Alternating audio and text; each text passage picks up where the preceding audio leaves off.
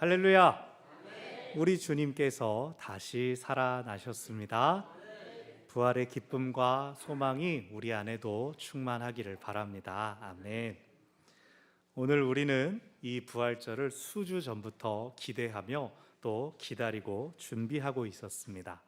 미리 식사 헌금을 드린 가정도 계시고 달걀을 준비하여 나눌 계획도 짰습니다. 찬양대는 오늘 귀한 찬양을 이렇게 아주 열심히 어제도 준비하셨죠.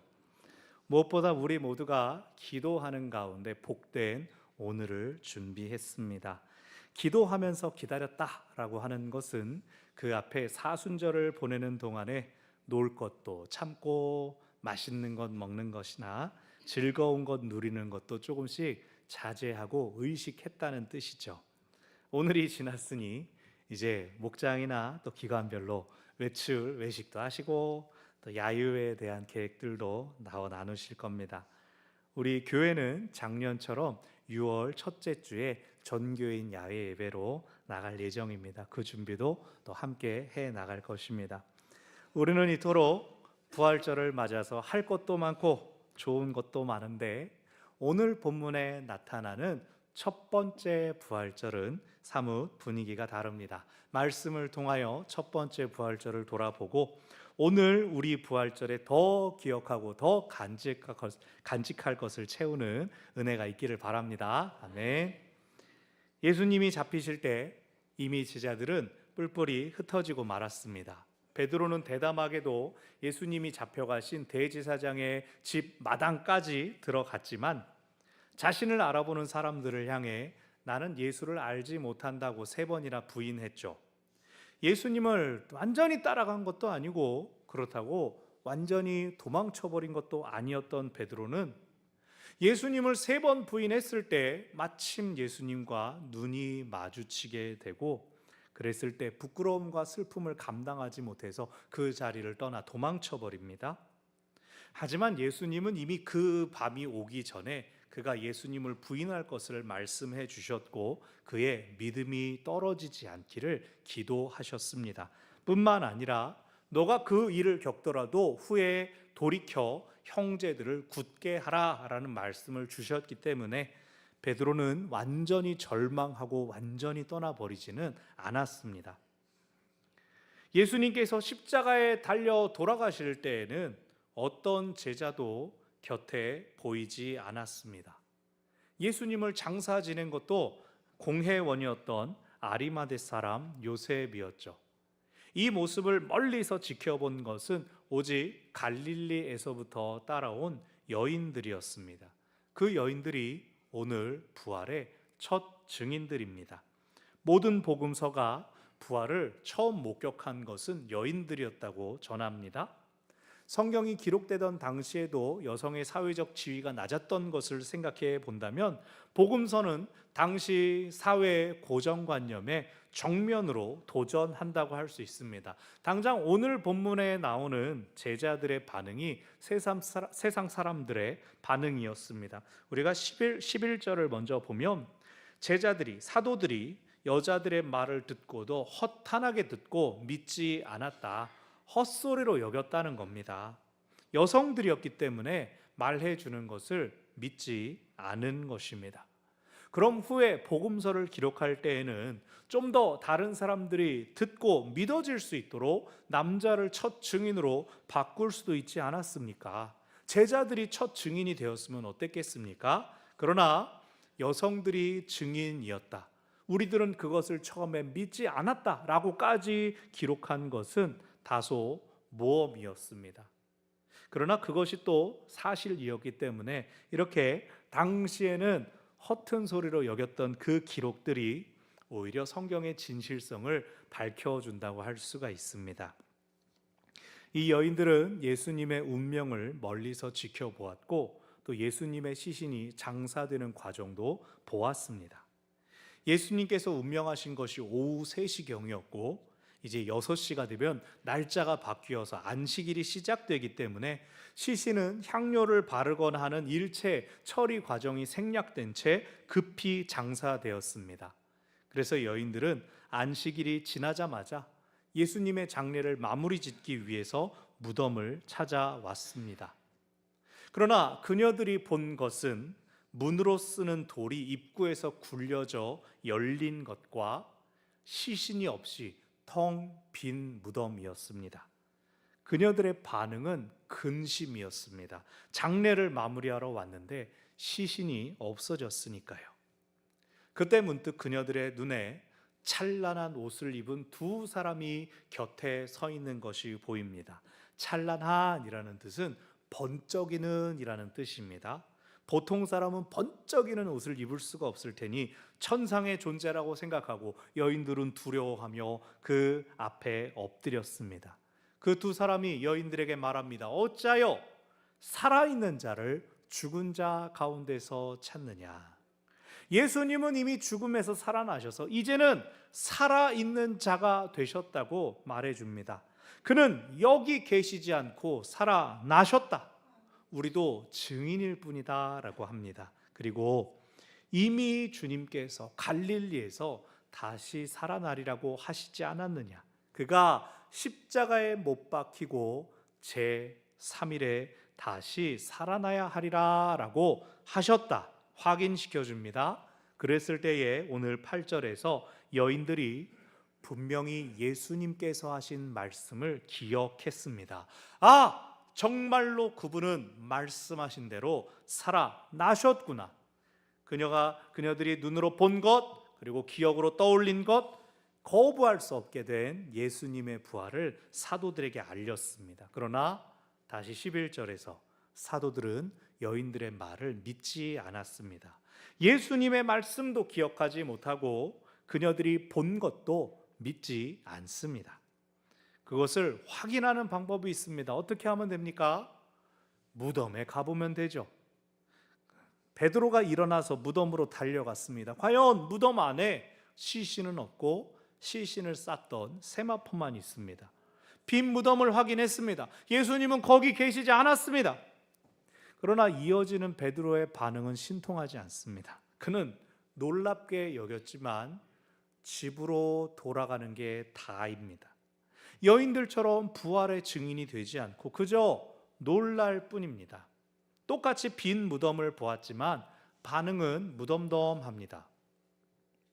베드로가 정말로 예수님의 부활을 받아들이게 되는 것은 부활하신 예수님께서 그들을 찾아오신 그 다음입니다.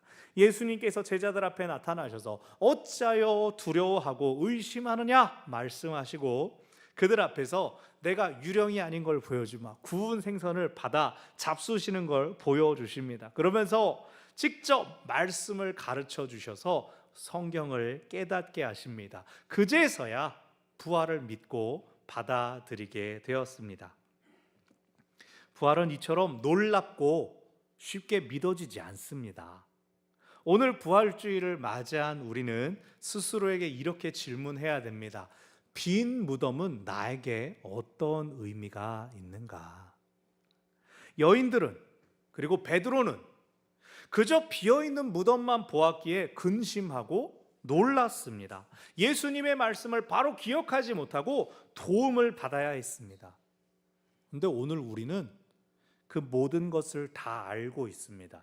예수님께서 다시 살아나셨기에 무덤이 비어 있었고 깨닫지 못하고 믿지 못한 이들에게 천사가 또 예수님이 직접 부활을 확증하여 주셨습니다. 우리에게 그 증언들이 있습니다. 그래서 우리는 과연 빈 무덤이 확실한 부활의 증거라는 것을 분명히 믿습니까? 우리가 기뻐하는 것은 이제 금식 끝나고 달걀 먹는다, 맛있는 음식 먹는다, 아니면 죽음을 이기신 주님께서 여전히 고난과 죽음의 위협 앞에 놓인 우리에게 주시는 약속으로 인하여 기뻐하는지 우리는 분명히 해야 합니다. 말씀이 없는 빈 무덤은 공허할 뿐입니다. 근심과 놀라움을 줄 뿐입니다. 참으로 우리에게 생명이 확인되는 것은 빈 무덤에 말씀이 더해질 때입니다. 예수님이 하신 말씀이 생각나고 구약에 예언된 말씀들이 성취되었음이 확인될 때 우리는 비로소 빈 무덤에서 생명의 빛을 보게 됩니다. 그러므로 우리가 이 부활주일에 최선을 다해 힘을 다해 기뻐하고 또 부활을 전하되, 우리가 진정으로 부활을 깨닫고 믿기 위해서는 다시 말씀에 붙잡혀야 합니다.